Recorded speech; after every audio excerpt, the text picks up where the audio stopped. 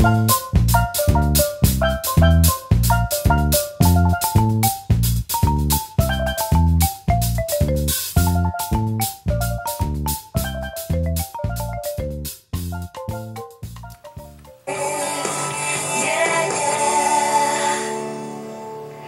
back to the show, everybody. We're getting into the healthy 2016, and we always say healthy, but we also want to be happy. And Andrea Seydel is here. She's an author, speaker, consultant.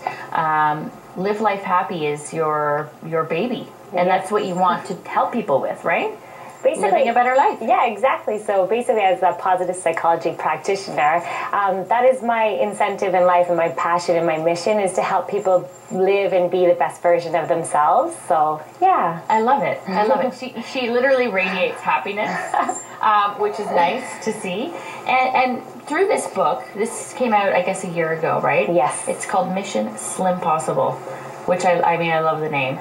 And it's a 10-week program that you kind of started and then turned into a book, right? Because it started as a 10-week program. Yeah, so I was just helping people lose weight, and they were signing up for their 10-week program, and I was finding the nutrition element, because I am a nutritionist as well. Yes. And so it was always turning into the psychology. So I was using more of my training in psychology actually than my nutrition to help people reach their goals. So I integrated everything into the book that kind of looks at more the recreation component, the psychological component, as well as the nutrition component. It's so true. A lot of people think, you know what, if somebody could just give me a meal plan, I would just eat it, and my problem would be solved. But not necessarily the case. A lot of it is your mindset. That's so true. So we could do a meal plan, but the thing is, as soon as you get tired of following that meal plan, or it doesn't work into your life the way it can naturally, you're not going to be able to follow it. So diets kind of set you up for failure, because they're unrealistic expectations, and it's not something you can follow like consistently for a long period of time.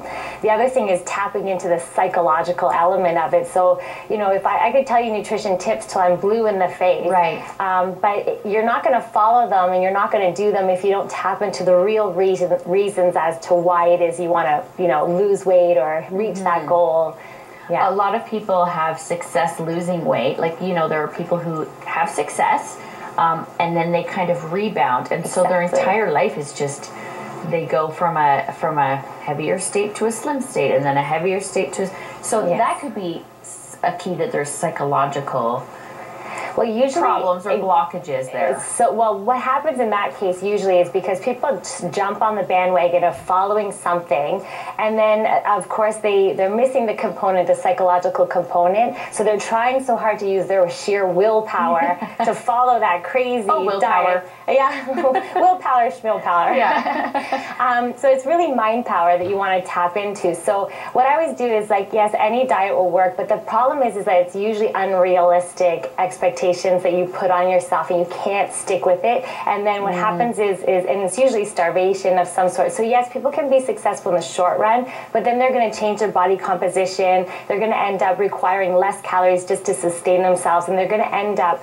you know, gaining more weight back as soon as they go back to their normal eating. So my suggestion always is consistent, realistic, healthy choices. So make health the focus as opposed to weight loss necessarily. So, and then tap into all those reasons why. So that's the psychological component that we're talking about, which is so important. That component can be important to so many other things in your life, right? I mean, for 2016, we all set resolutions. Well, we don't all set resolutions, but a lot of people. It's a good idea, though. It's a good idea.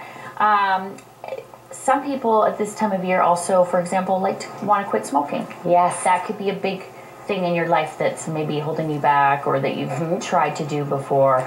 Or financial, you just had a financial advisor on, like financial goals. There's so many goals. So the idea in the suggestions that I always make is tap into all the reasons why you want to reach that goal. Okay. So as soon as you kind of think, okay, I don't want to smoke anymore, I want to quit smoking, make a whole list of all the reasons that it's so important for you to be a non-smoker.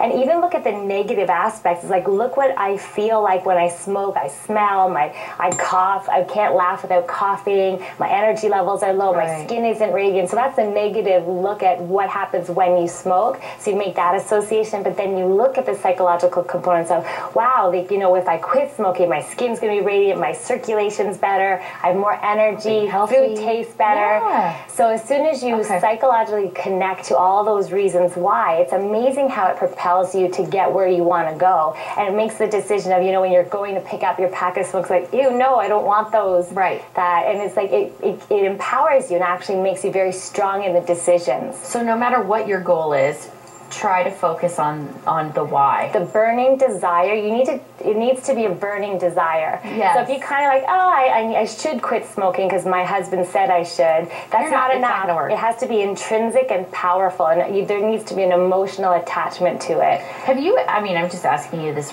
as a random question on a side note, but have you ever done vision boards? Would that be something that can help so that every day they wake up and see the reasons they don't want to follow that path? But they need to take it one step further. So vision boards are great because, you know, you're pulling up pictures and you're looking at them and this is what I desire and this is what I would like. That's kind of connecting to the why. But you also need to attach emotion to it. So you need to make it personal to you. So it's like, I'd like to be rich and I'd like to drive a Porsche. Great. But at the same time, you know, you want to make sure that there's real reasons why. So, you know, do you want to pull on your pants and they're so tight and they're hard to do up? Or do you want to just slip them on and feel those babies on? I don't want to have to do the lunge to get them up, you know? Yeah. So that's what I mean. You have to really make it real for you. So, and make it realistic. That's the other element of goals, is sometimes we do unrealistic sort of expectations of ourselves. I love the psychology behind it. Fascinating. Thank you so much. My pleasure. For coming in today. Thank you. For more details, everybody, you can follow at Andrea Seydel, or you can go to the website, andreaseydel.com. We'll be right back with more on Daytime.